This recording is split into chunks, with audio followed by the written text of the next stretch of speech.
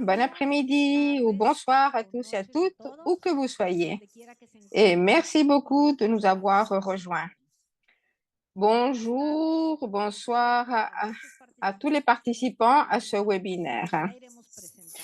À vous tous et à vous toutes, un merci tout particulier, car nous savons que vous êtes immergés dans l'Assemblée synodale et que malgré le grand travail que cela implique et la fatigue de ces journées, vous avez accepté de renoncer à votre pause d'aujourd'hui pour partager avec nous vos expériences et vos propositions personnelles. Merci. J'ai le grand plaisir de vous accueillir à cette réunion synodale organisée par le Forum international d'action catholique, FIAC, dont la coordinatrice Eva Fernandez, également invitée à l'Assemblée synodale et présidente de l'Action catholique Espagne, est ici avec nous. Et nous remercions également l'Union mondiale des organisations féminines catholiques, l'UMOFC, que j'ai l'honneur de présider depuis un an.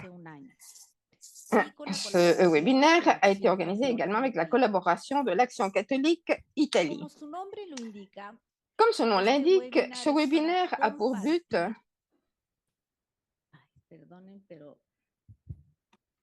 voilà.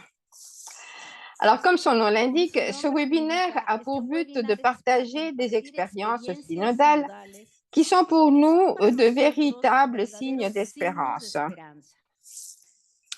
Nous avons tous participé d'une manière ou d'une autre à ce grand voyage synodal qui a commencé en 2021. Quelque chose de nouveau est en train de naître, un renouvellement profond de notre être Église, communauté de baptisés.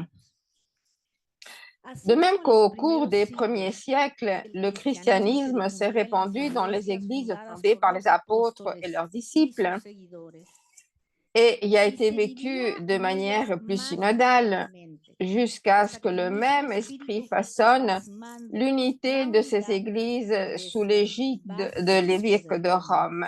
Et l'Église, en tant que communauté de baptisés, est devenue plus hiérarchique, universelle et particulière. Aujourd'hui, l'Esprit Saint, au cours de ce troisième millénaire, est en train de faire quelque chose de nouveau.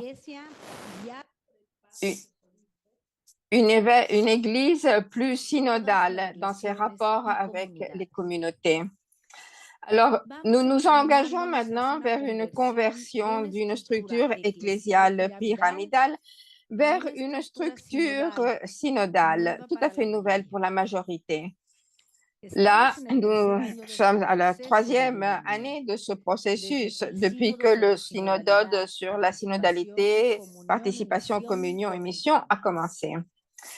Nous allons maintenant pouvoir écouter l'expérience d'acteurs importants de ce processus, des personnes qui ont été engagées dans les deux phases de l'Assemblée générale synodale et nous en remercions le Seigneur. Donc, pour réfléchir sur l'inspiration de l'Esprit, de façon à ce qu'elle arrive partout dans nos paroisses, nos mouvements et nos associations. Comme l'a dit le pape François au début de cette deuxième phase,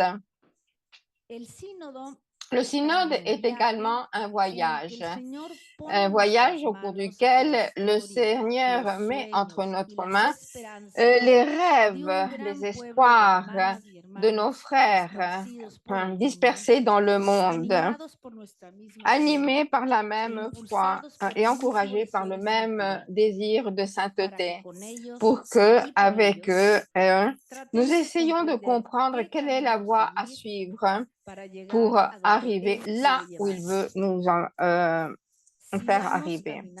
Si nous continuons notre chemin ensemble en écoutant le Seigneur aujourd'hui aussi, accueillons les signes des temps et essayons les différentes formes d'action pastorale, celles qui seront les plus adaptées à la mission que le Seigneur nous a confiée, en nous laissant guider avec espérance et joie par le souffle de l'Esprit.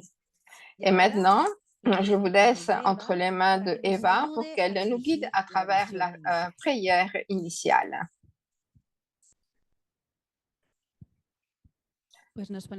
Et alors maintenant, nous allons partager une prière, hommes et femmes connectés à partir de différentes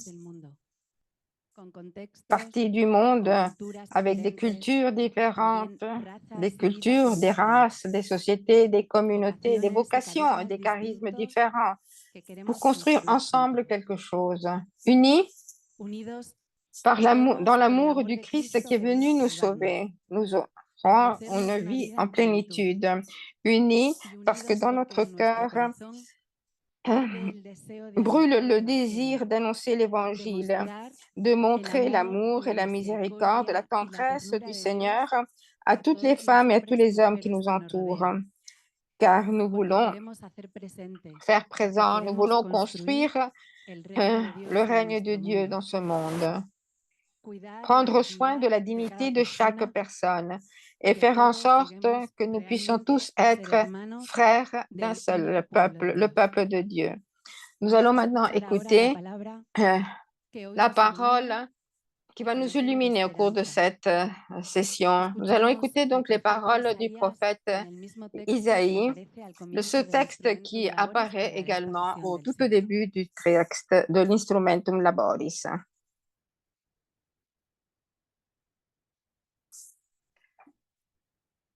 Le Seigneur de l'univers préparera pour tous les peuples sur sa montagne un festin de viande grasse et de vin capiteux, un festin de viande succulente et de vin décanté. Sur cette montagne, il fera disparaître le voile de deuil qui enveloppe tous les peuples et le linceul qui couvre toutes les nations. Il fera disparaître la mort pour toujours. La mort, le Seigneur Dieu essuiera les larmes sur tous les visages, par toute la terre. Il effacera l'humiliation de son peuple, parce que le Seigneur a parlé.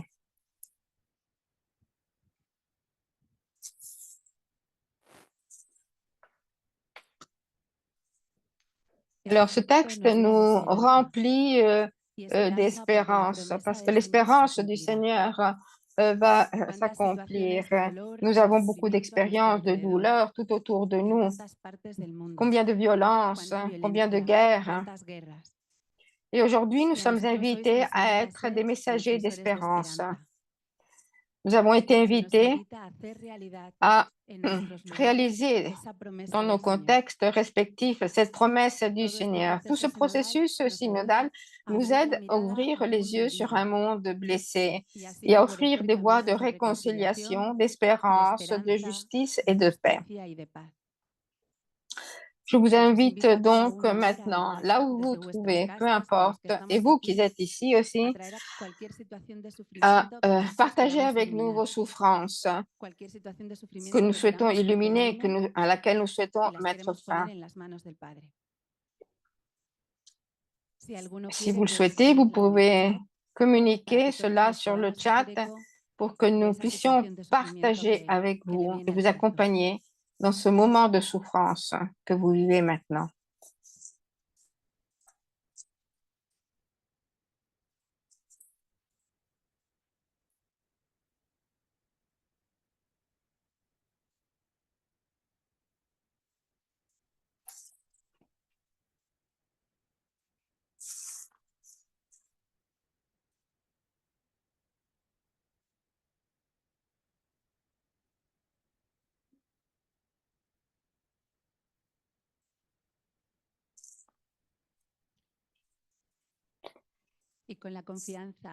Convaincus que le Seigneur accomplira sa promesse, nous allons maintenant prier le Notre Père, chacune dans sa propre langue.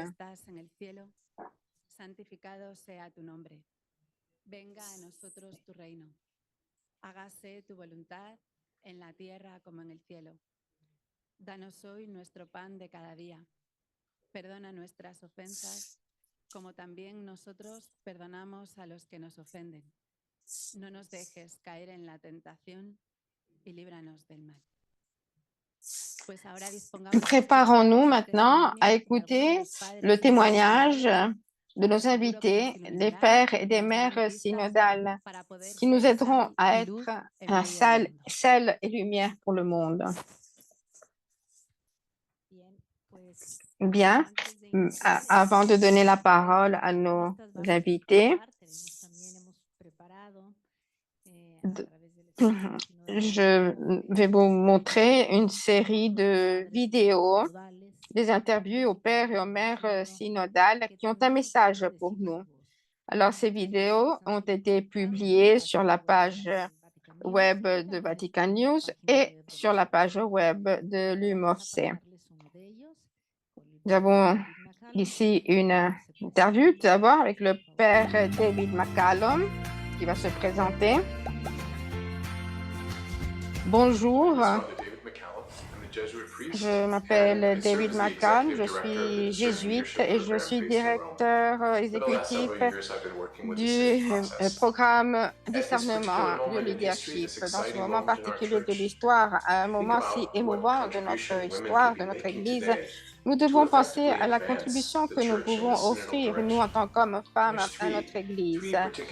Il y a 3 contributions importantes qui sont nécessaires aujourd'hui. Tout d'abord, nous devons continuer à travailler ensemble pour créer des espaces qui sont hospitaliers et accueillants,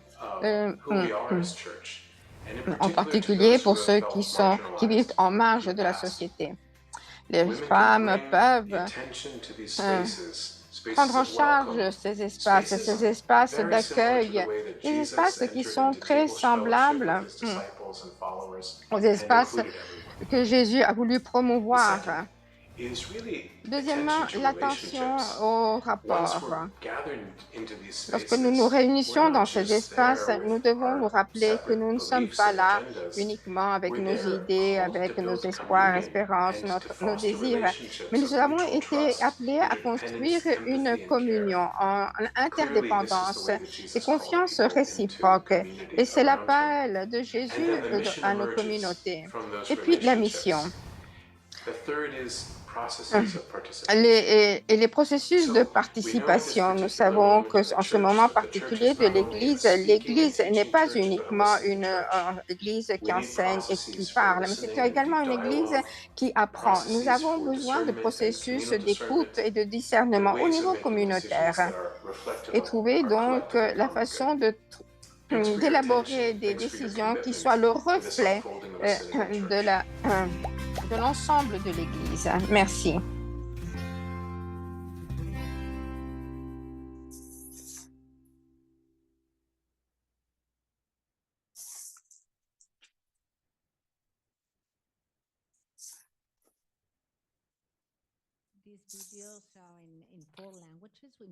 Alors, ces vidéos portent des sous-titres dans les différentes langues et vous les trouverez sur la page web du Vatican.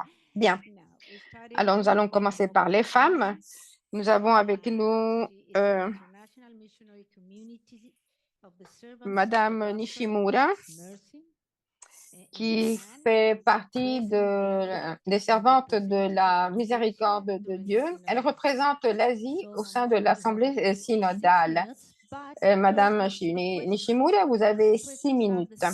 Mais quelles sont les questions? Les questions que nous allons poser à tous nos invités. Et donc, vous pouvez maintenant les voir affichées. Dans quelques secondes, elles seront affichées. C'est les questions que nous avons posées à tous nos orateurs. Alors, je vais lire ces questions en espagnol. Alors, la première question est la suivante. Quelle a été votre expérience entre les 2 assemblées synodales?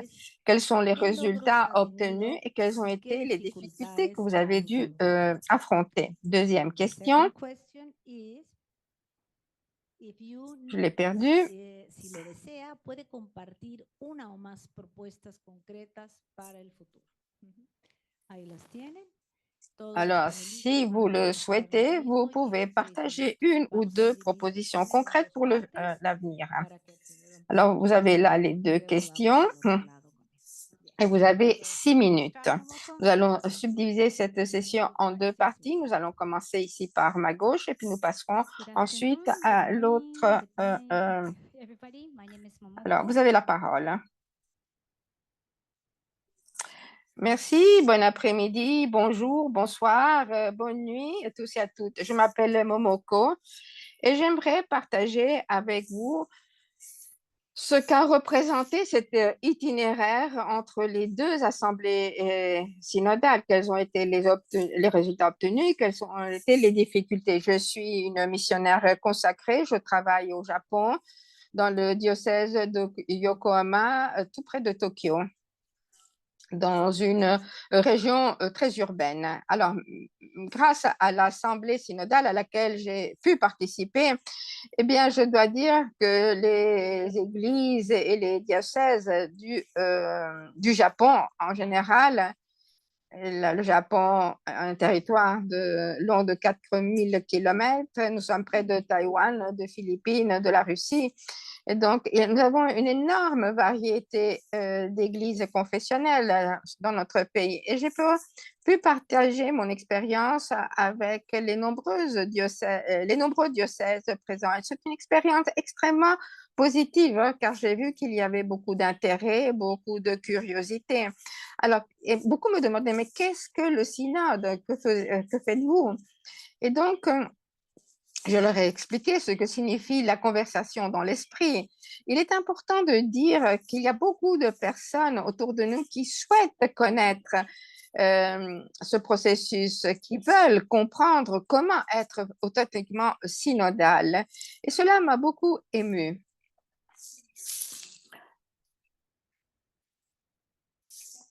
J'ai visité plusieurs réalités différentes et je me rappelle une visite tout particulièrement. J'étais dans un des villages au cœur du Japon et là, il y avait énormément de personnes, des personnes âgées qui avaient 80 ou plus. Non, et c'était des personnes qui voulaient écouter, qui voulaient comprendre comment changer, comment adopter la méthodologie de la conversation dans l'esprit, comment changer nos cœurs. Voilà ce qui les intéressait. Et ces personnes souhaitaient vraiment comprendre comment mettre cela en pratique après au niveau des communautés et au niveau des diocèses. Et non, donc l'adoption d'une approche qui n'est pas une approche du haut vers le bas, mais du bas vers le haut. Il ne s'agit plus maintenant d'obéir à l'Église, mais d'apprendre à nous écouter les uns les autres. Et nous voyons que, et j'ai vu en particulier que le peuple de Dieu veut apprendre, a soif de cela. Et c'est important de voir qu'au Japon, dans une société si variée, il y a tellement de personnes qui s'intéressent au processus synodal. J'ai vu des paroisses avec des milliers de personnes qui souhaitaient vraiment apprendre la conversation dans l'esprit et la mettre en pratique. Et je dois dire que cette expérience a été pour moi très, très, très forte. Pour ce qui est des résultats obtenus, eh bien, je crois qu'au Japon et en Asie, de façon plus générale, il y a de nouvelles pratiques qui dérivent justement de l'adoption de la conversation dans l'esprit et des pratiques qui nous rendent très heureux. Et au Japon, j'ai vu que les gens sont heureux. La conférence épiscopale japonaise a créé des équipes ad hoc. Et au mois de mars, nous avons organisé une assemblée générale sur la synodalité. Au Japon, nous avons 15 diocèses et tous les évêques, les 15 évêques, donc, étaient là. Ils ont présenté des contenus, ils étaient là, ils ont témoigné avec des consacrés également. Nous étions à peu près 80 personnes Et pendant 2 journées, nous avons eu justement des conversations dans l'esprit. Nous avons réfléchi sur différents thèmes qui, à notre avis, étaient importants dans cette démarche. Et au niveau des synthèses, nous avons choisi 6 thèmes qui étaient d'intérêt pour le Japon et nous avons pu partager nos expériences justement grâce à la méthode de la conversation dans l'esprit. Et cela a été très positif. J'ai vu que quelques évêques, quelques prêtres, au début, n'étaient pas tout à fait convaincus. Ils avaient quelques doutes au départ. Et puis, malgré leurs hésitations, eh bien, après avoir vécu ce cheminement synodal de façon concrète, ils ont compris euh, qu'il est important de vivre ce processus, que c'est quelque chose de tout à fait nouveau pour nous. Nous n'avons en fait jamais partagé nos opinions avec les cardinaux, les évêques, les prêtres, ou même là, nous avons vu que nous étions écoutés à tous les niveaux. Et cela a été vraiment très important pour nous au Japon. Et pour ce qui est des difficultés, eh bien sûr, il y en a eu beaucoup de craintes, d'hésitations de la part des évêques et des prêtres. Et voilà, merci. Bien. Alors, maintenant, je vais vous présenter Monseigneur Luis Garcia, qui est le président de la conférence épiscopale espagnole, archevêque de Valladolid et membre de l'Assemblée synodale. Merci d'être ici. Merci.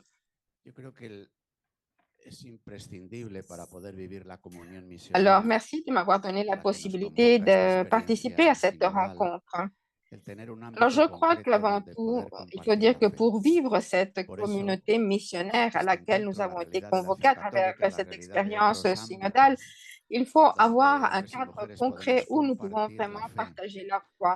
Voilà pourquoi cette rencontre avec l'Action catholique et d'autres rencontres qui nous permettent de partager notre ressenti sont fondamentales. Il est important également de pouvoir parler des difficultés que nous pose ce cheminement.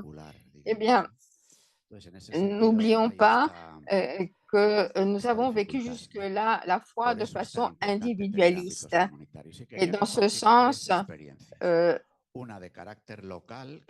c'est difficile. Et voilà pourquoi il est important de créer des espaces communautaires. Je souhaiterais partager avec vous 3 expériences. Une expérience personnelle en tant qu'évêque de Valladolid, une ville qui est au cœur de l'Espagne, un petit peu vers le nord, quelques kilomètres, une centaine de kilomètres de Madrid, en tant que donc archevêque d'une province ecclésiastique qui embrasse Castille et Léon et en tant que conférence de la conférence épiscopale. Alors, la première expérience dans laquelle le cheminement synodal nous a énormément aidés. Alors, d'abord, la création et le développement des conseils pastoraux. Dans certaines paroisses, ces conseils n'existaient même pas, et puis quand ils existaient, ils dormaient, entre guillemets. Et donc là, nous avons senti une invitation à participer. Et les comités se sont donc mis en marche, en quelque sorte, pour aller vers cette nouvelle étape. Donc, ce cheminement synodal a représenté donc un élan. Ça n'a pas été facile, bien sûr, car, par exemple, nos diocèses ont des villes très, très petites. Il y a des paroisses dans des contextes où il y a moins de 100 habitants. Et donc, ce n'est pas aisé d'impliquer les personnes, de créer une unité pastorale. Bien sûr, on voit qu'ils acceptent qu'on fasse quelque chose pour les aider, mais il y a quand même des résistances.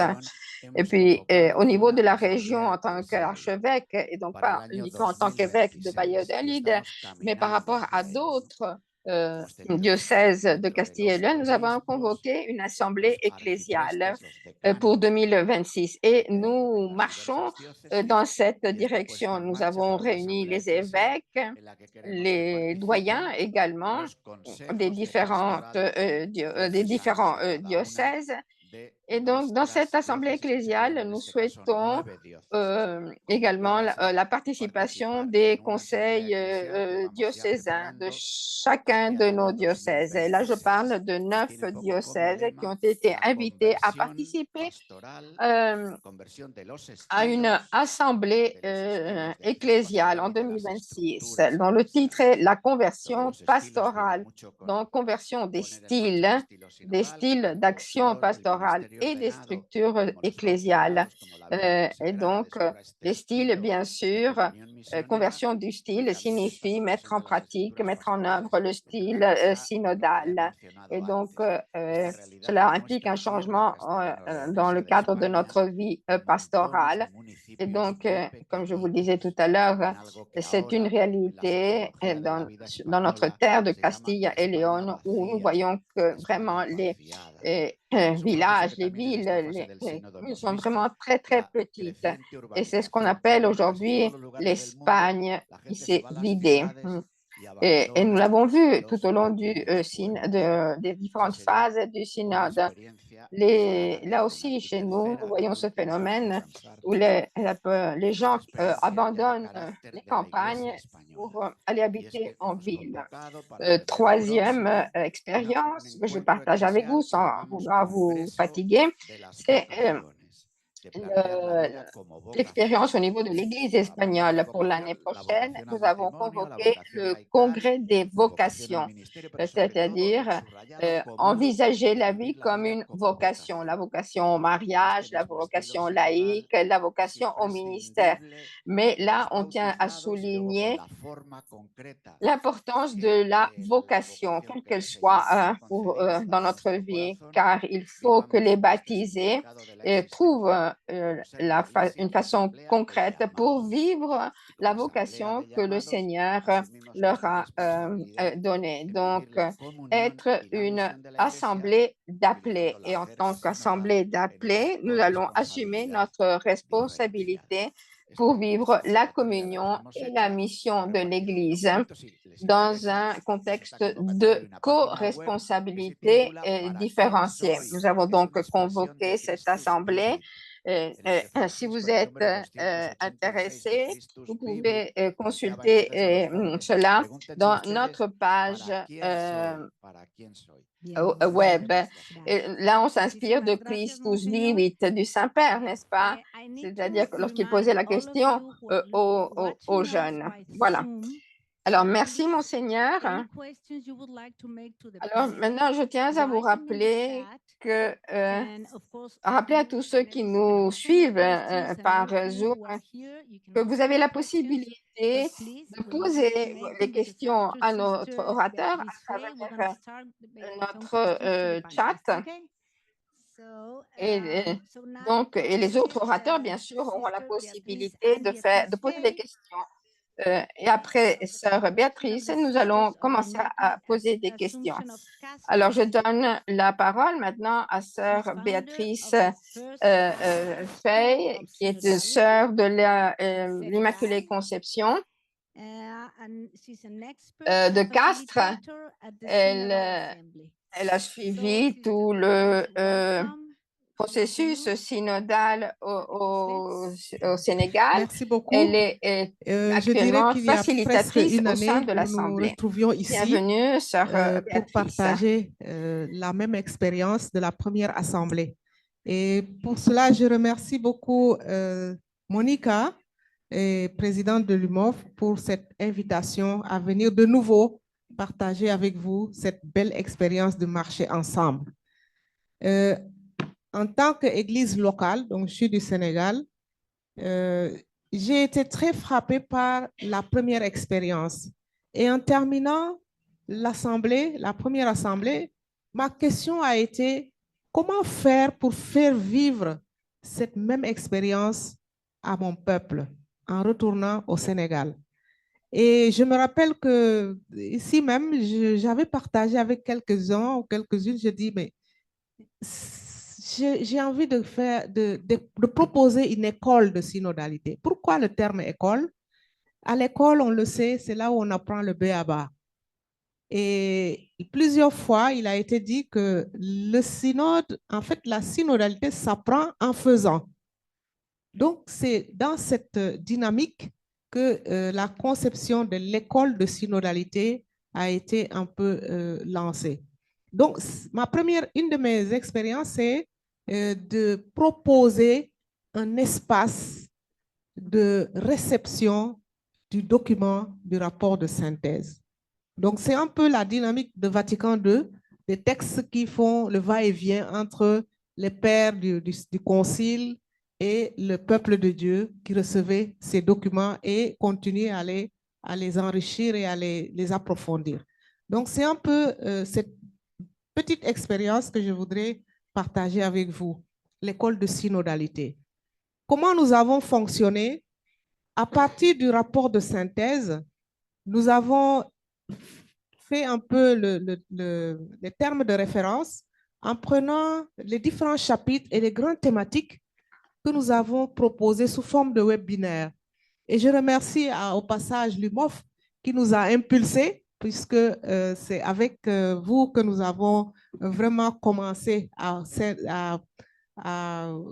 disons, à lancer de manière régulière ces webinaires, aidés par d'autres organisations et sur place. Donc, disons, ma joie aussi, c'est que l'UMOF s'est approprié le concept d'école de synodalité en lançant l'école de synodalité de l'UMOF. Donc, disons que cette expérience a commencé à à faire son chemin et à s'élargir à d'autres structures. Et l'une des activités que nous avons menées en dehors des webinaires, ça a été aussi des rencontres en présentiel. Et je voudrais vous partager trois. La première, ça a été un séminaire que nous avons organisé au Sénégal, regroupant une douzaine de pays de la sous-région. Alors, l'idée d'inviter ces pays, c'est de pouvoir, à leur retour, permettre de refaire cette même expérience dans leur milieu. Et ça a été fait, puisque le retour qu'on a eu, c'est que chacun, au moins dans son milieu de vie, de communauté ou de pastoral, a appliqué la conversation dans l'esprit. Et c'est une démarche et c'est une expérience très forte où on apprend à s'écouter mutuellement, à écouter l'esprit et ensemble à écouter l'esprit. On l'écoute personnellement à travers les autres, mais il y a une écoute mutuelle et une écoute ensemble pour pouvoir détecter les convergences, les divergences, les pas à faire et aussi des questions à approfondir. Et nous avons suivi cette même démarche au cours de nos rencontres et ce qui a frappé les gens, c'est cette capacité et cette possibilité de pouvoir s'écouter mutuellement. Donc, c'est je peux dire que l'une des réussites un peu de cette école, c'est un lieu d'apprentissage et d'écoute mutuelle. Alors, à travers cette rencontre en présentiel, nous avons pu réunir 70 personnes en 3 jours où nous avons pratiquement vécu la même ambiance que l'Assemblée synodale. Donc, quelques images, et ça a été la technologie aidant, nous avons pu de temps en temps mettre ça sur YouTube. Donc, les vidéos sont disponibles. Ce qui fait que l'autre volet de l'école de synodalité, ceux qui n'ont pas pu participer en présentiel peuvent revoir cela en différé. Et c'est ça l'avantage de la technologie. Ce qui m'amène à la deuxième expérience, c'est le synode virtuel. Donc, nous avons tenu à expérimenter avec des jeunes qu'on appelle les influenceurs catholiques et nous avons pu réunir une cinquantaine de jeunes qui sont très marqués, impliqués dans la question du digital. Et ce qui est extraordinaire, c'est que la consigne, c'est que vous venez participer, vous prenez un thème qui vous intéresse et vous nous faites une présentation d'une page. Et c'est extraordinaire la capacité de réflexion de ces jeunes. Et chacun, tous ceux qui étaient là ont eu la possibilité de prendre la parole. Et ce qui était extraordinaire, c'est que c'est la première fois pour certains de parler en public. Et de surtout parler en public, mais aussi dire leurs propres convictions. Et je pense que quelque chose est lancé au niveau des jeunes. La troisième expérience, c'est une rencontre aussi en présentiel. L'instrumentum laboris était sorti entre-temps. Et je me suis dit, pour aider les gens au moins à lire ou à parcourir ce document, nous avons organisé une rencontre juste avant de venir à Rome, une rencontre en présentiel avec une cinquantaine de personnes autour de l'instrumentum laboris. Et la même consigne a été donnée. Vous prenez un thème qui vous intéresse dans l'instrumentum laboris, vous nous développez ça et vous exposez.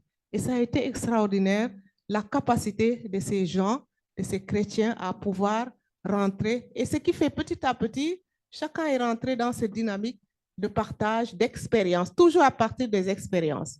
Et ce qui m'a beaucoup ému, c'est que la partie où il y a les parcours, une dame nous a exposé son parcours personnel en tant que baptisée. Et ils ont suivi les différentes parties de l'instrumentum laboris, donc les parcours, les relations, les lieux, comment chacun a pu vivre cela. Et ce qui est important aussi, c'est l'accompagnement de la parole de Dieu. Alors, à ce niveau-là, à chaque fois qu'on a une rencontre, nous choisissons un père spirituel. Donc, disons, quelqu'un qui nous donne un input spirituel fondamental à partir de la parole de Dieu et il nous accompagne petit à petit. C'est un peu à l'image du père Ratliff et de la sœur qui nous accompagne dans le synode. Donc, ce qui est important pour moi, c'était de pouvoir permettre à des chrétiens de vivre et d'expérimenter ce que l'Église vit aujourd'hui. C'est le marcher ensemble, c'est s'écouter mutuellement, c'est s'accueillir et surtout d'aller en avant en incluant les plus marginalisés. Ça, c'est un volet aussi que nous avons pu développer et sensibiliser les gens. Voilà, il y a beaucoup à dire. Merci beaucoup, Béatrice. Merci beaucoup, bien. Et now we're gonna make some questions to the panelists, and these are questions that have been going. Alors, maintenant, le moment est venu des questions à nos orateurs, les questions qui sont arrivées sur notre chat. Alors, une question pour l'ensemble de nos invités, et puis vous pourrez répondre. Alors, comment cette énergie qui est en train de naître au sein de ce synode, comment promouvoir cette énergie et cette synergie pour qu'il y ait vraiment une transformation au sein de l'Église?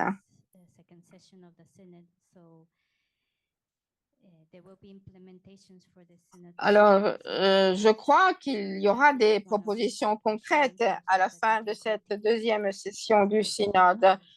Et donc, je crois qu'il faudra à ce point mettre en œuvre tout cela. Et c'est une garantie, en fait, parce que c'est ce qui va nous permettre d'aller de l'avant.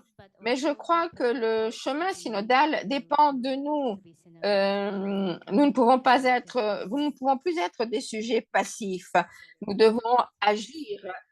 Nous devons être des acteurs attentifs, capables d'écoute. C'est ce qui compte le plus aujourd'hui. Merci.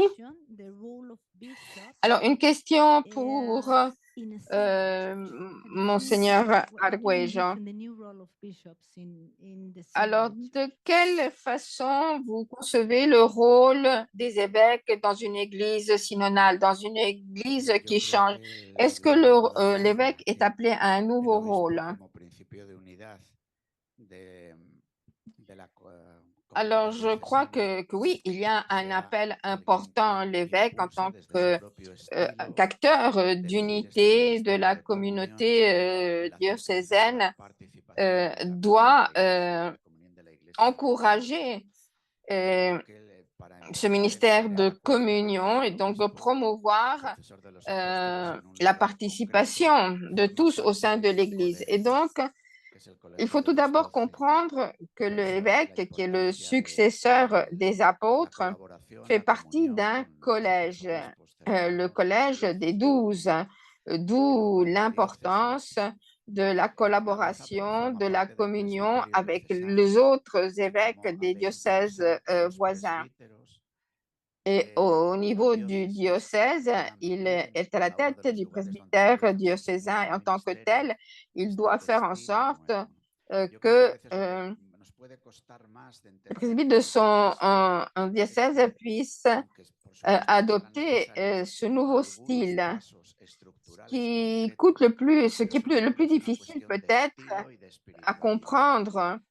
Bien sûr, il faudra prévoir également des pas structuraux concrets, mais là, il est question surtout de style et de spiritualité, c'est-à-dire de la façon dont on va vivre les rapports. Et là, eh bien, l'exercice, la mise en pratique est nécessaire. Et nous devons bien sûr, nous, adopter cette méthodologie, pour ainsi dire, entre nous, les évêques, et entre les évêques et le peuple de Dieu, bien sûr, pour mettre en place ce style synodal. Une autre question pour les trois est quel type de formation continue sera nécessaire pour donner aux leaders et aux membres de l'Église les compétences essentielles pour vivre la l'expérience de la synodalité. conversation dans l'esprit. Pour moi, c'est à la fois une nouveauté et c'est pas une nouveauté parce que peut-être ce qui fait la nouveauté de cette démarche, c'est le style. Le style, c'est-à-dire de pouvoir, comme nous l'expérimentons, de pouvoir s'écouter mutuellement. Et quelqu'un disait, une parole qui n'est pas reçue dans le silence est une parole perdue.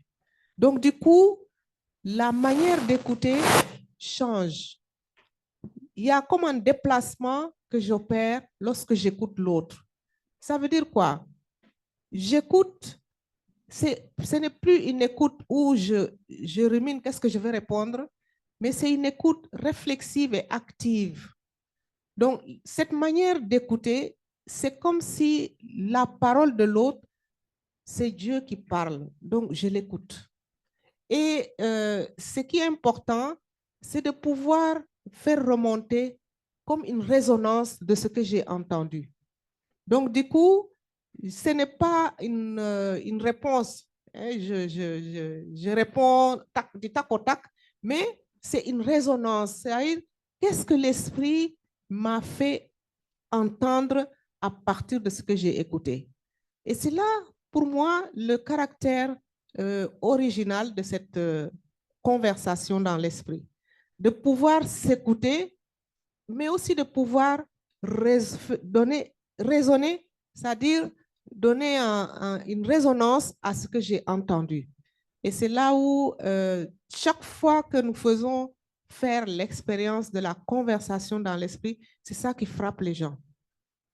Se sentir écouté, mais une écoute profonde et qui permet de dire de ce que j'ai entendu de toi, voilà ce que ça fait en moi. Et c'est là où on voit l'action de l'esprit. Pour moi, c'est vraiment une ouverture que l'Église nous donne parce que cette écoute va, si on va jusqu'au bout, ça va nous amener à une conversation. Et ce qu'on appelle la conversation synodale. Et c'est à cela que nous sommes tous appelés, nous convertir mutuellement, toujours en vue de la mission. Et le but final de toute cette démarche, c'est qu'est-ce que l'Esprit nous demande aujourd'hui, quel pas de plus pour une mission, pour une évangélisation, plus par rapport au contexte de notre monde aujourd'hui. So let us go now for maybe a last question. We have 4 more minutes. What steps do you believe Merci. are necessary? It's for all of you. Peut-être une autre question. Nous avons encore 3 minutes à disposition. Alors, quels sont, à votre avis, les pas nécessaires? Là, je m'adresse à vous trois. Quels pas sont, selon vous, nécessaires pour assurer une participation plus large au niveau de leadership au sein de l'Église, notamment pour ce qui est des femmes? Alors, je crois que nous devrions envisager de promouvoir un changement du droit canonique des conseils pastoraux.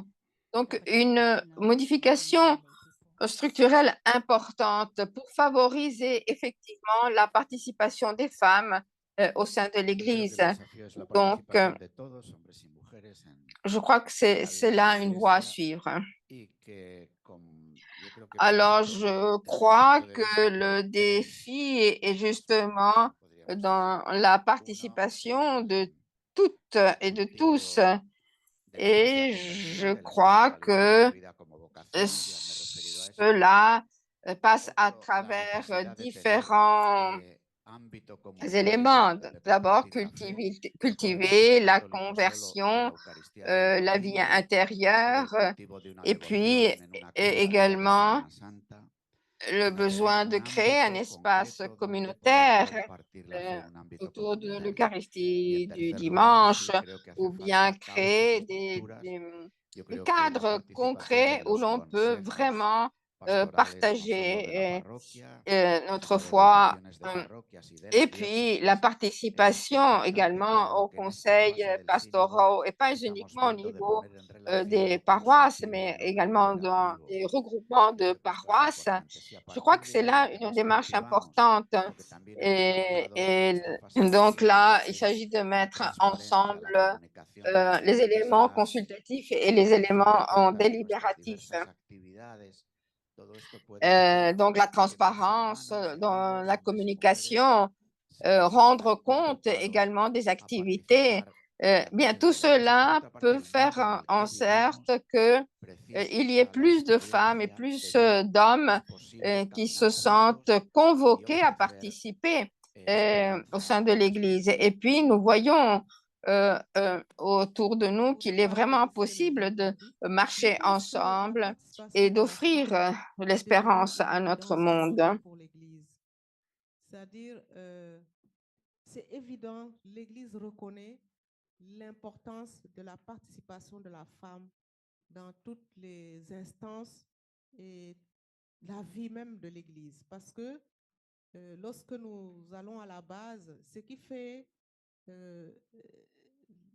nos églises aujourd'hui, pour une bonne partie, en tout cas pour ce qui me concerne au niveau de l'Afrique, pour une bonne partie, la femme y est fortement impliquée. Donc, peut-être l'Église est appelée à faire des pas de plus. Déjà, elle en a fait parce qu'il y a une grande implication de la femme aujourd'hui dans la vie et la mission de l'Église. Peut-être qu'il y a des pas de plus à accomplir et c'est ce que la conversation dans l'esprit nous révèle. Au finish, chacun dit il y a quelque chose à faire pour davantage impliquer les femmes dans les instances de décision, dans les instances de gouvernement, dans les instances d'organisation au niveau des structures. Donc, mais qui dit discernement dit aussi prise en temps. Le discernement nécessite un temps de maturation. Je pense que l'Église est un peu dans cette dynamique de discernement, de maturation et de cheminement ensemble. ensemble avec la femme. Je dis toujours dans ma lecture, avant, on parlait de la femme sans la femme. Aujourd'hui, c'est la femme elle-même qui parle d'elle-même à partir de ce qu'elle est. Et dans l'Église, c'est pareil. L'Église a toujours parlé de la femme sans la femme. Aujourd'hui, c'est la femme à l'intérieur de l'Église qui parle d'elle-même. Et c'est ça qui est important pour moi. Ya, merci, c'est très importante. Bien, pues antes de pasarle la palabra físicamente a Eva, vamos a pasar otro video. Me costó mucho trabajo convencerla, pero creo que me parece importante que las gentes del FIAC y de la Acción Católica General de España, que tanto la quieren, la vean también como artista aquí con nosotros.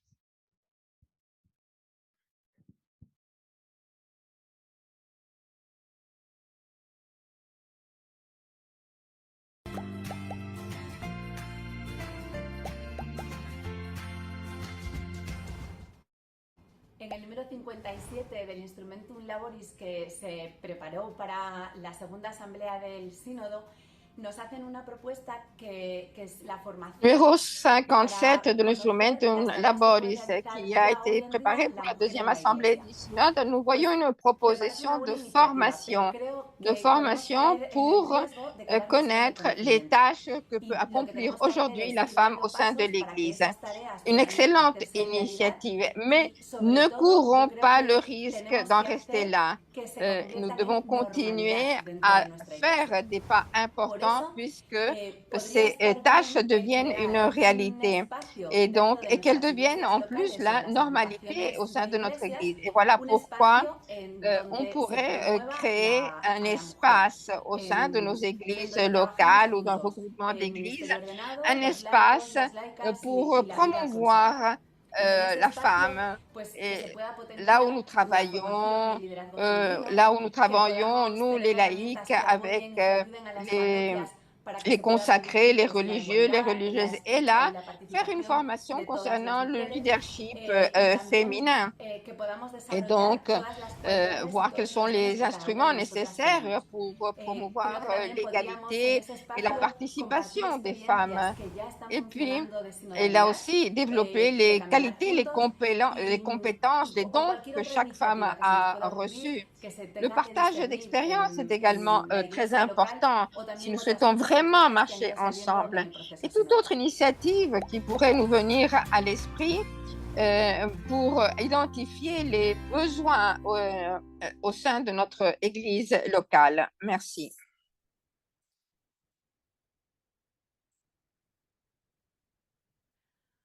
Bueno, pues ya habéis escuchado alguna propuesta en el tema de la mujer, pero ahora sí que queríamos seguir también profundizando, ¿no? En cómo seguir construyendo. Alors, vous avez déjà entendu quelques propositions concernant le rôle de la femme. Et là, nous allons voir comment nous devons continuer à construire cette Église, une Église plus participative, une Église orientée à la mission, c'est-à-dire à l'annonce de l'Évangile, quel est notre rôle au sein de nos communautés. Et donc, nous allons continuer à donner la parole à nos invités. Et donc, je donnerai tout d'abord la parole au frère Ernesto Sánchez Barba, qui est supérieur général de la congrégation des frères maristes. Il est mexicain, mais il est depuis très longtemps ici à Rome et il est également présent pendant l'assemblée synodale.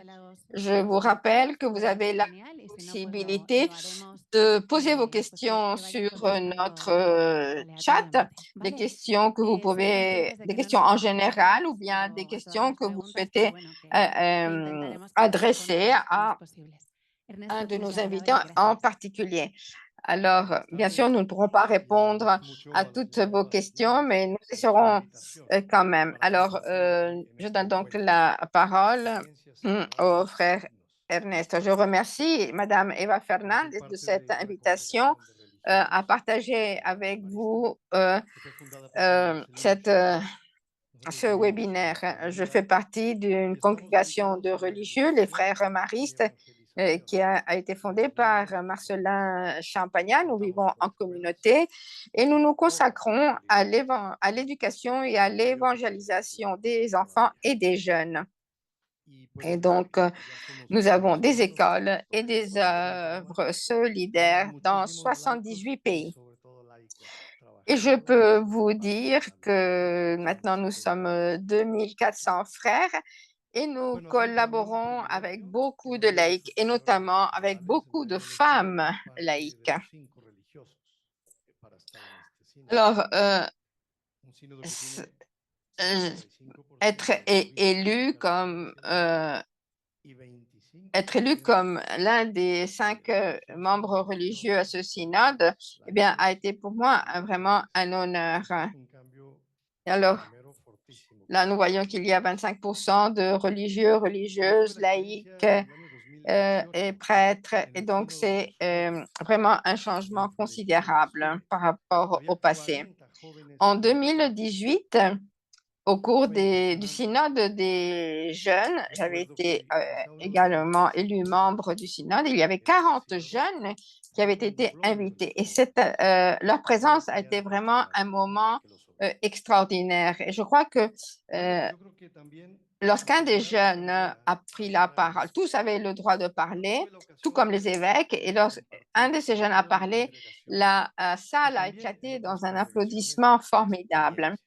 Alors, j'ai eu plusieurs reprises la possibilité de partager avec ma congrégation ou avec d'autres congrégations également mon expérience synodale. Je me suis surtout adressée aux supérieurs majeurs, aux supérieurs provinciaux ou de district, peu importe leur nom. Et je les ai invités à vivre la synodalité à tous les niveaux et bien sûr à partir de leurs conseils. Je peux dire également que quelques expériences telles que le dialogue, les tables rondes dans une attitude d'écoute de l'esprit est une méthodologie qui a été adoptée dans notre institut il y a déjà 15 ans. En 2009, pour la première fois, au cours d'un chapitre général, nous étions presque 100 personnes présentes et nous avions justement installé des tables rondes. Ça n'a pas été facile au départ, c'est vrai. Et comme nous l'avons vu dans le document de l'année dernière, nous voyons que les religieux et les religieuses ont beaucoup à partager au sein de l'Église. Et c'est en partie vrai, mais c'est en partie une réalité, pardon. Mais il y a encore beaucoup à faire dans ce sens. Et donc, il faut vivre cette expérience pour ensuite pouvoir l'appliquer dans nos communautés, dans nos œuvres. Là, nous sommes engagés dans un chemin de dialogue, de co-responsabilité avec les laïcs, femmes et hommes, avec lesquels nous accomplissons notre message. Et sans les laïcs, femmes et hommes, mon institut aurait déjà dû fermer près de 80% de sa mission. Et nous sommes moins nombreux en tant que frères, mais grâce aux laïcs, notre congrégation est toujours présente et s'est même développée. Et donc, il faut que le leadership soit un leadership de service, un leadership prophétique. Partons de l'expérience de Jésus qui rappelle à ses disciples qu'il est venu pour servir et non pas pour être servi. Et donc, c'est dans ce sens qu'il faut avancer, dans le service de l'autorité. Et je crois que cela fait partie cela représente une partie importante de la synodalité. Nous avons beaucoup travaillé avec les enfants et les jeunes.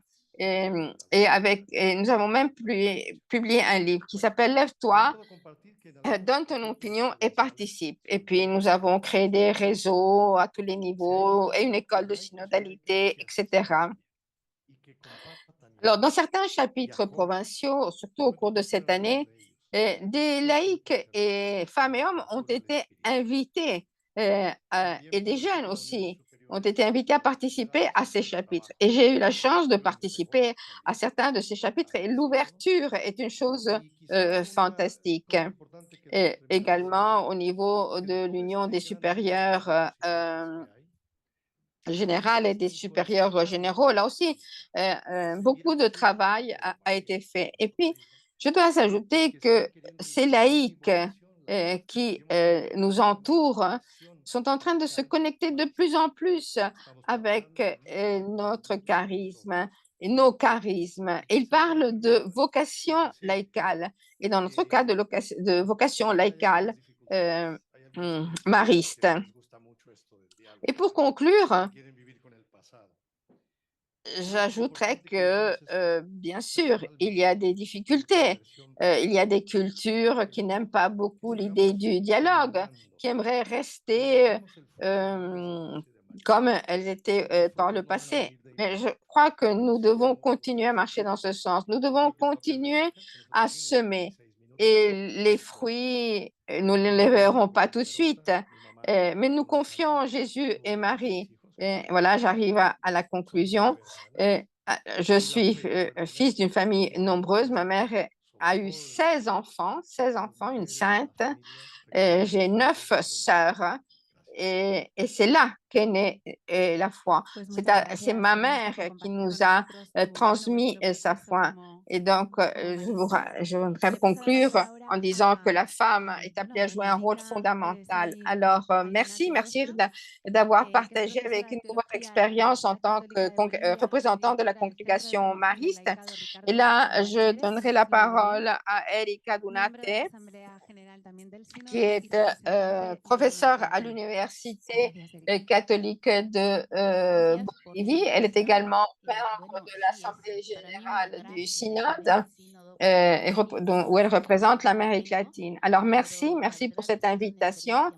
Oui, pour moi, c'est une grâce de pouvoir être présente au Synode. Je ne sais pas si je l'ai mérité, en fait, mais c'est pour moi une expérience extrêmement enrichissante. Je suis professeure du séminaire Saint-Jérôme et je suis également directrice d'un centre de laïcs, un centre qui, depuis le début, s'est consacré à former les laïcs sur des thèmes sociaux, notamment. Alors, depuis mon retour en Bolivie, j'ai pu partager mon expérience synodale dans de nombreuses réunions, séminaires, assemblées paroissiales, entre autres. Et l'accueil a été très, très encourageant parce que là aussi, dans toutes ces rencontres, nous avons appliqué la méthodologie de la conversation dans l'esprit. Et la richesse de ces rencontres réside dans le fait que ces personnes se sont rendues compte qu'on peut parler et penser de différentes façons et sans pour autant se disputer. Et puis, il faut souligner également que les jeunes ont accueilli tout cela avec beaucoup de joie et ont mis en place différentes méthodes. Donc, parmi celles-ci, le théâtre de la tente, parce que bien sûr, la tente est un des thèmes du synode. Et donc, lorsqu'on ouvre l'espace de ta tente, donc l'église, espace aux portes ouvertes, église pèlerine, une église qui n'est plus statique. Et donc, des jeunes qui étaient là, qui étaient déçus, tout le monde a été invité et ce théâtre donc met en place, met en scène des moments d'échange dans les places, par exemple. Et puis le pape François nous a dit aux femmes, parlez sans peur, sans crainte. Et donc, lorsque je visitais les paroisses où j'étais invitée dans les groupes, moi, je disais, à moi, le pape m'a dit, à moi et aux femmes, a dit de parler sans crainte. Et les femmes se sont approchées, rapprochées et me racontaient leurs douleurs, leurs souffrances.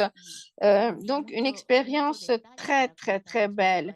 Et parce que nous avons vu que lorsqu'elles se sentent écoutées, les femmes parlent, elles sont encouragées à parler. Et j'aurais tellement de choses à vous raconter là-dessus. Et donc, nous avons également fourni une formation en visant à sensibiliser les personnes sur les documents de la Commission théologique internationale, les documents du Saint-Père, les Instrumentum Laboris qui ont été élaborés après l'étape continentale, la synthèse et puis ce dernier, donc les différents modules. Et cela a beaucoup intéressé les laïcs parce que les laïcs ont besoin, ont soif de formation parce que c'est la première étape. Parce que comment pouvons-nous être de bons baptisés si nous ignorons beaucoup d'aspects concernant notre Église? Comment pouvons-nous être co-responsables si nous sommes dans l'ignorance?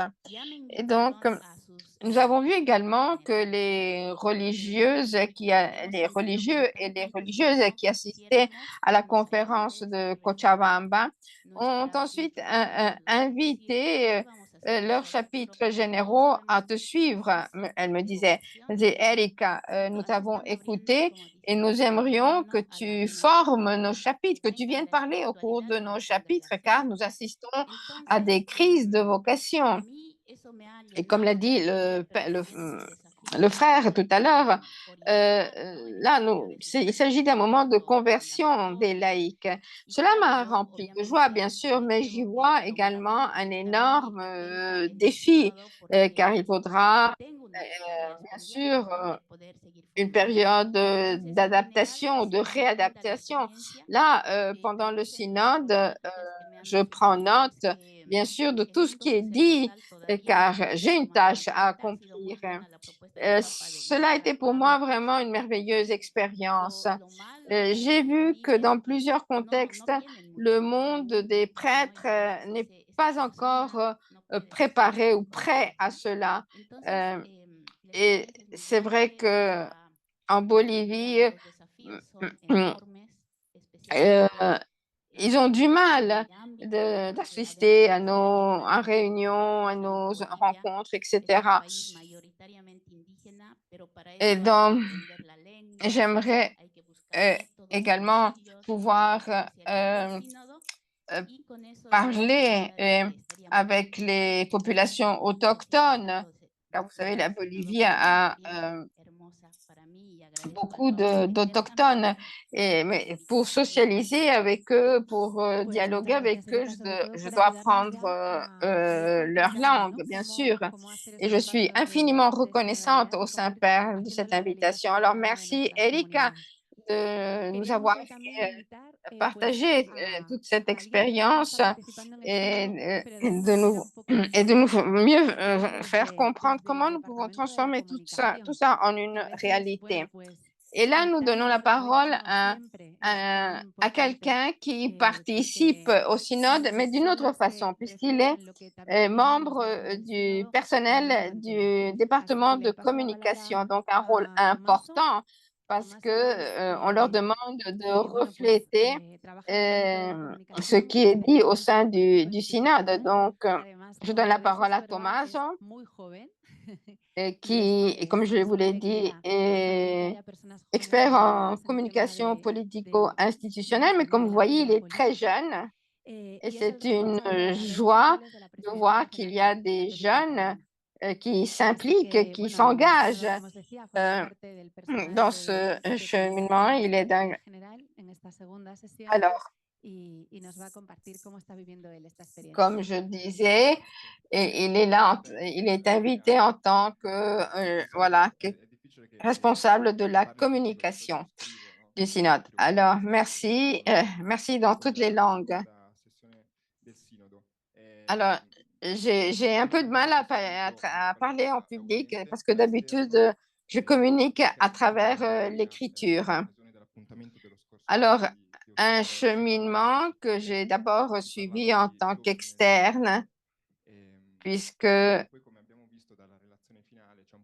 déjà l'année dernière, au mois d'octobre, on parlait de tout ce qui était la communication numérique. Et puis, comme le chapitre 17 de l'Instrumentum Laboris reconnaît pour la première fois l'importance de la culture numérique. Et cela, bien sûr, me touche de près car je suis d'abord jeune et deuxièmement parce que j'ai une formation dans ce secteur. Et voilà comment on m'a demandé de participer à ce synode en tant que membre d'une équipe composée de professionnels qui viennent du monde entier. Et pour moi, c'était vraiment une expérience fondamentale. Euh, et là, dans notre équipe, on respire la synodalité. Nous sommes dans un bureau qui se trouve sous terre, pratiquement sous la salle Paul VI. Donc, nous travaillons sous les pères synodaux. Alors, le thème de la communication et le synode, eh bien, cela nous demande d'être encore plus responsables et plus sensibles lorsque nous abordons les différents thèmes. Alors, bien sûr, nous devons transmettre la profondeur des concepts exprimés et donc nous ne devons pas nous laisser guider par l'instrument digital numérique qui est un instrument de simplification essentiellement. Donc, alors, bien sûr, on ne peut pas remplacer la rencontre physique par un dialogue numérique, mais je reconnais que le climat de la conversation, du dialogue en ligne est bien différent. Donc, les algorithmes créent donc un climat différent, un contexte différent. Et donc, nous devons bien sûr écouter en ligne. Et nous reprenons les concepts exprimés pendant l'Église, pendant le synode, pardon, mais nous écoutons également ce qui se dit autour. Et donc, chacun vit ce processus de différentes façons. Et donc, nous sommes appelés également à utiliser différents instruments selon les différentes typologies de communication. Bien sûr, il s'agit de respecter le caractère privé, confidentiel de cette assemblée. Et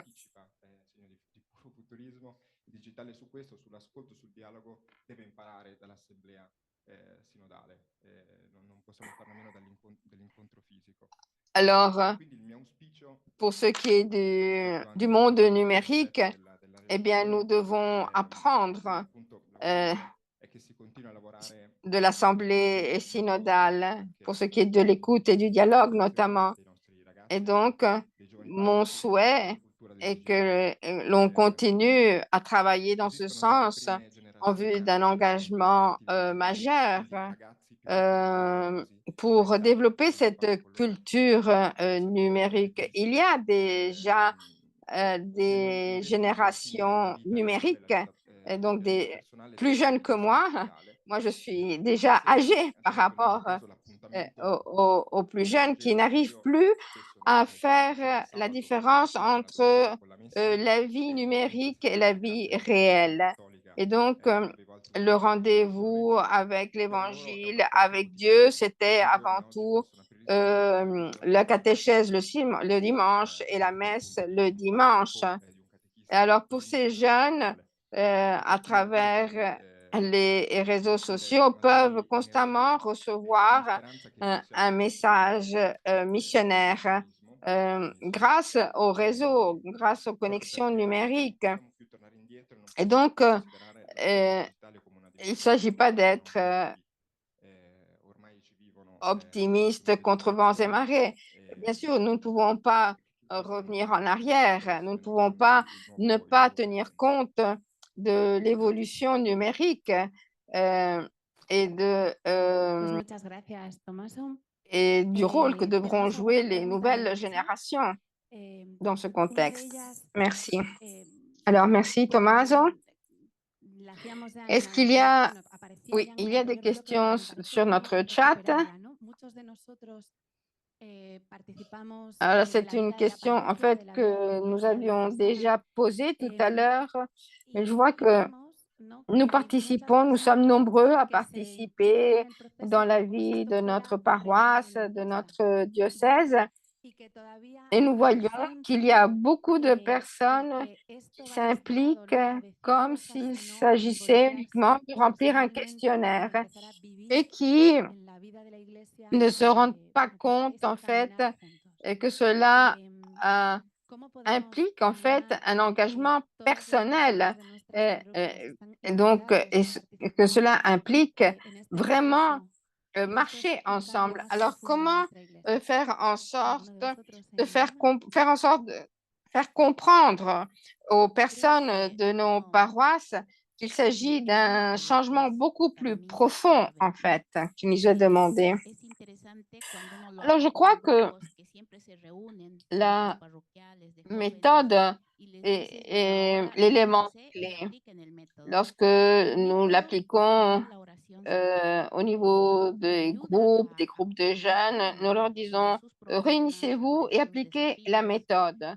La méthode qui prévoit une prière centrale et également un moment de dialogue où chacun peut parler de ses défis, de ses problèmes. Et donc, on peut impliquer les personnes,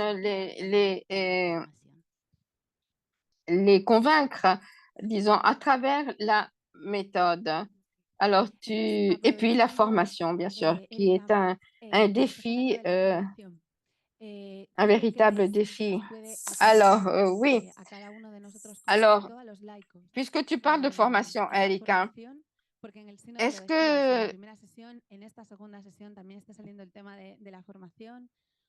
que cette formation, à ton avis, peut nous apporter quelque chose de plus? Nous l'avons vu que le thème de la formation est présent dans les deux textes de l'Instrumentum Laboris. Alors là, nous sommes pour la plupart laïcs. Alors, comment cette formation peut vraiment nous aider pour annoncer l'Évangile? Alors, moi, j'ai un slogan lorsque je forme les laïcs. Je dis, la foi est un don de Dieu.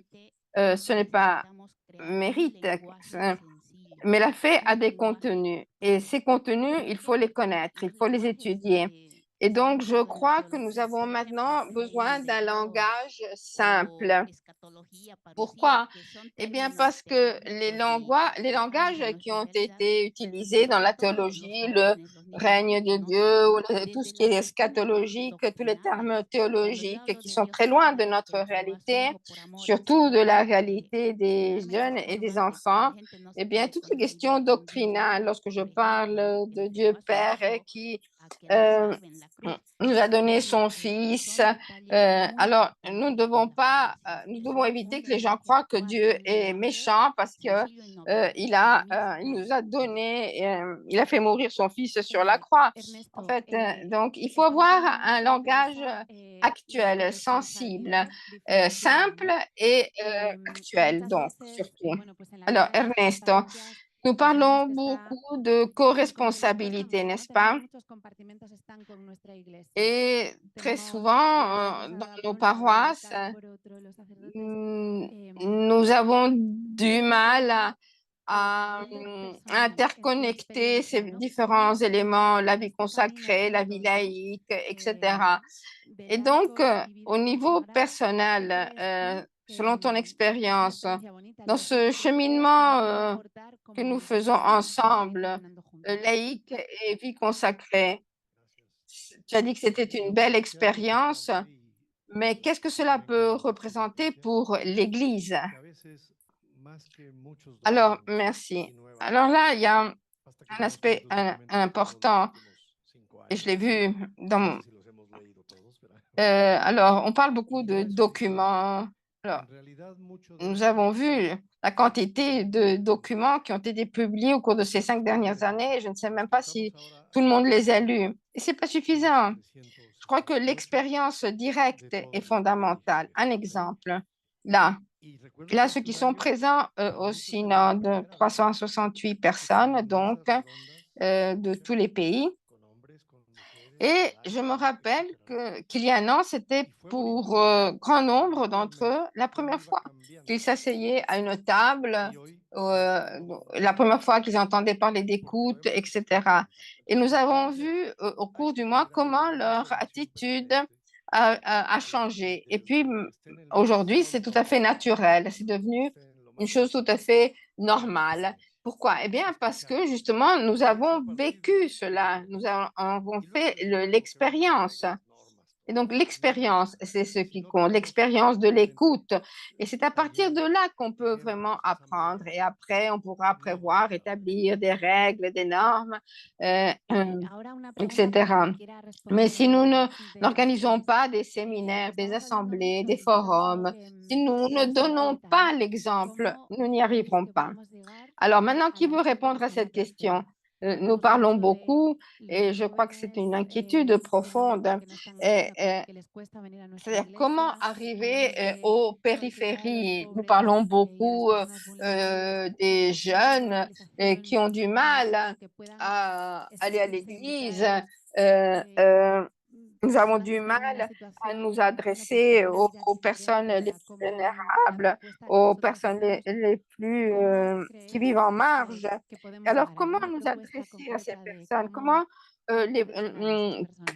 quelle est la proposition que nous pouvons leur faire? Une proposition concrète pour atteindre toutes ces personnes, pour ouvrir notre cœur à ces personnes. Eh bien, par exemple, avec la méthodologie du théâtre, eh bien, il y a beaucoup de jeunes qui adhèrent à ces initiatives parce qu'en fait, il y a beaucoup de jeunes qui aiment jouer. Et donc, il s'agit par exemple justement d'organiser ces spectacles dans la rue, dans ces quartiers et en même temps offrir par exemple un peu de nourriture. Bien sûr, ce n'est pas quelque chose qu'on peut faire tous les jours et à tout moment, mais c'est un moment de rencontre avec Dieu. Et puis, à partir de là, on peut même créer des liens avec les paroisses. En Bolivie, la paroisse a toujours une dimension sociale, c'est-à-dire elle est toujours prête à assister les plus faibles, les plus vulnérables, ceux qui sont en prison, etc. Et c'est ce que nous a demandé le pape, d'aller vers les périphéries existentielles. Et cela ne peut pas dire qu'on ne peut pas parler de synodalité et en même temps prévoir un accompagnement social au cours de ces conversations. Pourquoi ne pas demander à ces personnes pourquoi elles vivent en situation de rue, par exemple? Nous avons vu, par exemple, sur YouTube, des personnes qui, une fois par semaine, une fois par mois, coupent les cheveux aux plus pauvres dans un coin de rue. Alors, pourquoi pas aller dans ce sens? Alors, une question pour Tommaso. Toi qui es jeune, toi qui connais la communication à travers les réseaux sociaux, alors comment ne pas être des dinosaures, comment ne pas être des dinosaures de la communication? Nous ne sommes pas nés avec le monde numérique. Alors, comment pourrait être notre présence dans les réseaux sociaux face à cette énorme polarisation? Une toute petite proposition bien concrète pour assurer notre présence sur les réseaux sociaux. Ah, c'est une question qui n'est pas banale.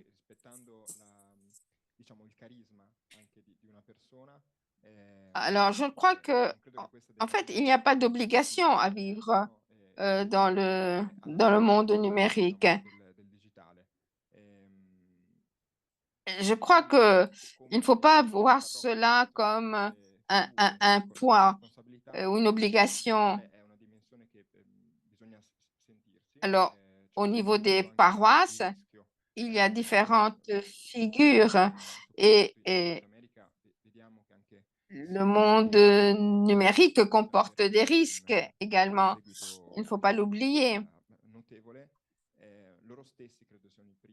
Mais nous avons vu en Italie et en Amérique du Sud des prêtres qui sont très suivis à travers l'instrument numérique.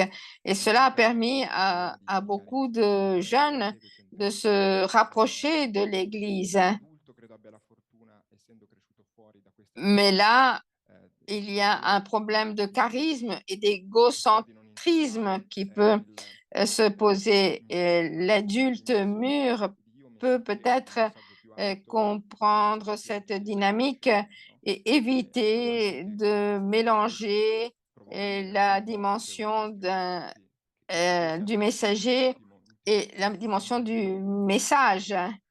Et donc, en parlant avec ces prêtres, parfois, on a l'impression que l'objectif est la communication avec ces prêtres et non pas un objectif beaucoup plus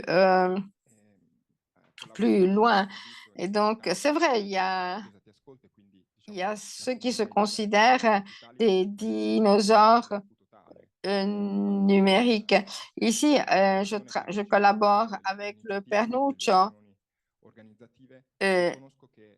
dans le domaine justement numérique. Je participe aux initiatives, et aux réunions d'organisation, mais je reconnais que je ne suis pas la personne la plus appropriée pour être devant l'objectif. Et donc, je crois qu'il faut se poser la question de voir comment je peux servir mieux ma communauté. Il faut que chacun trouve sa place parce que le monde numérique, ce n'est pas uniquement la scène, mais c'est aussi ceux qui sont derrière la caméra. Et j'en ai fait l'expérience avec les jeunes qui travaillent avec moi actuellement. Alors, merci beaucoup de votre présence. Et je souhaite vraiment vivement que nous puissions continuer à aller de l'avant, donc à faire ces pas importants, pouvoir partager notre expérience, être des témoins. Et là, il s'agit de construire quelque chose ensemble. Nous avons l'article 53 de l'Instrumentum Laboris que la contribution de chaque baptisé est importante et indispensable. Et cela m'a profondément touchée parce que cela veut dire que peu importe tous les baptisés, chaque baptisé peut contribuer de façon unique. Et c'est ce qui compte. Et vous devez en être tous et toutes convaincus. Je remercie l'Action catholique italienne pour nous avoir accueillis dans cette salle et ensemble, nous allons construire ensemble l'UMOFC, l'Action catholique italienne et la fondation, le Forum international d'Action catholique. Alors, merci. Alors, hier, j'étais avec des jeunes, plus jeunes que Tommaso, qui se sont déjà vieux. Et j'ai vu que ces jeunes ont besoin d'espérance. Moi, je leur ai parlé d'espérance et ils étaient très contents. Et ils me disaient, les jeunes ont besoin d'espérance. Et donc, nous devons donner de l'espérance à ces jeunes. Nous devons marcher ensemble avec eux, avec les prêtres, les évêques, les archevêques, les jeunes, les femmes, les laïcs, les religieux, les consacrés. Nous devons marcher ensemble. Alors, merci. Merci.